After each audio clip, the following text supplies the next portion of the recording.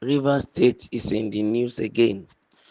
Pro-Wike lawmakers, pro-Wike Rivers lawmakers go against Fubara, take fresh decision, attacks on local secretariats.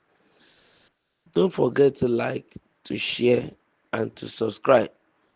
Martins Amaewule, the Speaker of a faction of the House of Assembly in Rivers State, has launched a separate probe into the October 7 violent attack and destruction of some local government area secretariats in the state. The move is seen as a direct challenge to Governor Similaye Fubara, who had earlier set up a 7-member judicial commission of inquiry to investigate the same incident. The lawmakers' decision to conduct their probe is believed to be influenced by their loyalty to the Minister of the Federal Capital Territory, Nyesom Wike, who is at odds with Governor Fubara. It can be recalled the crisis in Rivers State escalated in October, with some council secretariats burnt in the riot that ensued when the newly inaugurated local government chairmen took over their secretariats. The Amaewule-led House of Assembly has called on the House Committee on Public Complaints and Petitions to expedite action in submitting their reports on the various petitions referred to the committee. Amaewule particularly asked the committee to submit a report of its investigation on the disturbances witnessed in the state on the 7th of October 2024, which affected some local government council secretariats. A statement signed by Amaewule's Special Assistant on Media, Martins Wachukwu, said Amaewule reminded the committee of Section 128 of the 1999 Constitution of the Federal Republic of Nigeria, as amended, which he said gave the House the power to conduct investigations and urged the committee to accelerate the process. Governor Similaye Fubara had earlier set up a 7-member judicial commission of inquiry to probe the destruction of the local government secretariats. The commission's report was submitted to the governor a few days ago, and Fubara has vowed to implement the white paper that will emerge from the commission's report to stop the trend of bombing public infrastructures in Rivers State. Wow, this is another one entirely. Wonders shall never end. Both sides still don't want to sheath their sword, and then they want to continue to be at loggerheads. Wike and Similaye Fubara.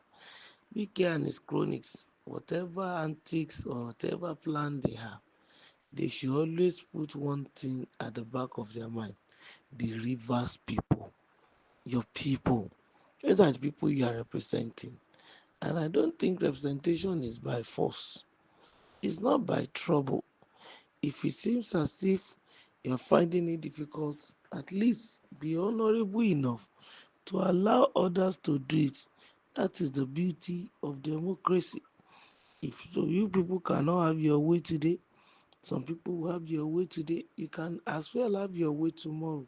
But what is much more important is to make sure that things don't fall apart. And I think if they are not careful in Rivers State, till they finish this their term, the leadership of the state might not really give a full 100% attention to delivering good dividends of democracy to the people of Rivers State. And of course, the House has the right to conduct investigation. But at this point in time, is this issue of creating a committee, setting them up to do this or that, won't it result into unnecessary wastage of the resources of the state? In as much as the governor has done something, they should wait for his own report. As the committee, the judicial enquiry committee has submitted, they should wait, or they should ask for a copy even for the assembly, and then they should look into it. If there is any need to dot any I and cross any T, they can as well send the declaration back even to those in question, and then they can fine tune things rather than going at loggerhead, causing confusion. Reading same thing over and over in the news, and then looking at the whole generality of the whole thing. The Rivers people continue to suffer, and some of the things that the governor need to do, he will need to suspend for some of these trivialities. Of course, nobody is supporting bombing, maiming and destruction of properties and a lot of things that belongs to the people. Whether they destroy it or not, they will still replace it with the hard-earned money of people of Rivers State. And that's why we need to put on our thinking cap and look inward. How do we solve this? How do we settle this? How are we supposed to cope in an atmosphere of rancor and disunity? This very state must move forward. Every hands must be on deck. We should all work together to build the state. I want to encourage members of the public not to just fold their hands, to continue to hear and listen to news on a daily basis. They should take steps to assist the government in resolving the issue, since it has is escalated beyond proportion and the governor himself could not intervene to get good outcome from it. I think the people themselves should also try as much as possible to assist the government. Yes, and I also want to say that both parties should come to a round table, and the earlier they do this, the better. Else, they will just realize that their state is, immersed in a lot of non-performance, and at the end of the day, 4 years will just go down the drain. The people will be the one to bear the brunt.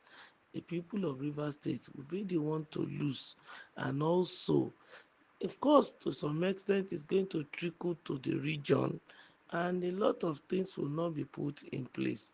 But then, both sides should sheath their swords and come to a definite conclusion to help to move the state forward. Don't forget to like, to share, and to subscribe to this channel. Thank you.